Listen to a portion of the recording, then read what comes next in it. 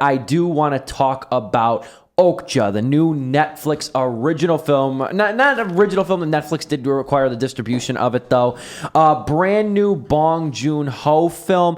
Looking forward to talking about this one, so I will go into it briefly. You can read my full review at stevethemovieman.proboards.com. New film stars Tilda Swinton, Paul Dano, Lily Collins, and Jake Gyllenhaal. Directed by Bong Joon-ho, who also directed Snowpiercer and The Host. The film revolves around a CEO of a company. Her name's woman's name is Lucy, played by Tilda Swinton, who runs the Miranda Corporation, which is unsubtly paralleled to Monsanto. And it's a big corporate food conglomerate that winds up in 2007 genetically engineering super pigs. They're like a cross between a pig and a hippopotamus, and they're gigantic. And what happens is they take 10 years to grow, and they take 10 years to fully mature and whatnot. So then fast forward 10 years in the countryside of South Korea, a young girl named Miha, played by Seo-hyun, she is raising this pig with her grandfather until the company Miranda Corporation comes to take the pig away. Now, she does not know that the pig is meant for like genetic, basically not only genetic engineering, but also in terms of like sustaining population. This is a time when America's running low on food resources and such. So the film really revolves around them taking the super pig, which is named Okja. It's Okja, but it's pronounced Okja. It revolves around taking the super pig back.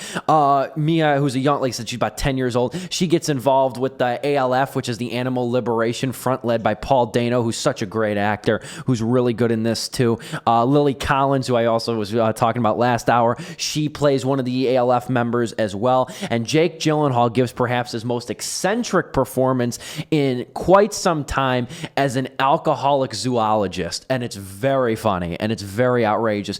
There's a lot of tones in this movie, I will say that. I know, Dominic, you saw Alien Covenant. I know that you did see that film.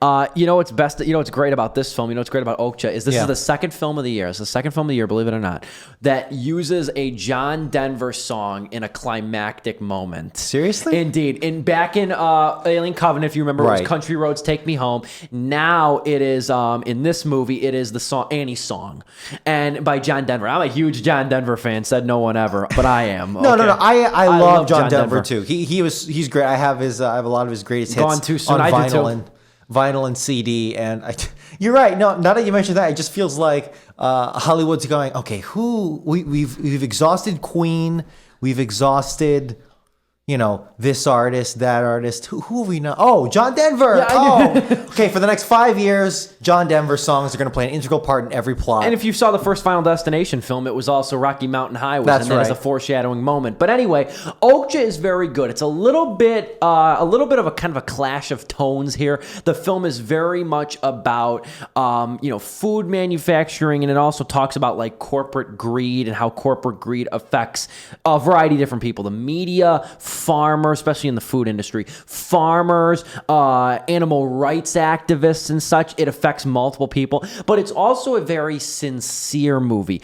Incredibly well directed. There's a scene in the film that's like I guess you could say it's a chase scene that is incredibly done, spatially aware, especially given that Okja is a towering computer-generated beast. I mean, and the fact that they had to, the way that they conducted this chase it's destined to be one of the most underrated chase scenes of the year. I liked it a lot. I think it is imperfect, but I think it is important, and I'm surprised it's taken this long for a fictional movie to take on, like, satirize the food industry. We've had a lot of great documentaries on it. We've had A Place at the Table. I was about to say, yeah. We haven't had a movie that has taken it in a metaphorical, satirical, fictional sense and put it in a narrative format. You're exactly right. As opposed to there are honestly probably 20 documentaries about the food industry and going vegan or something. But nobody's done a satire on it, and that's why I think this Okja movie is very good. It is currently available on Netflix. If you have a Netflix subscription, you can stream it right now. Highly recommend.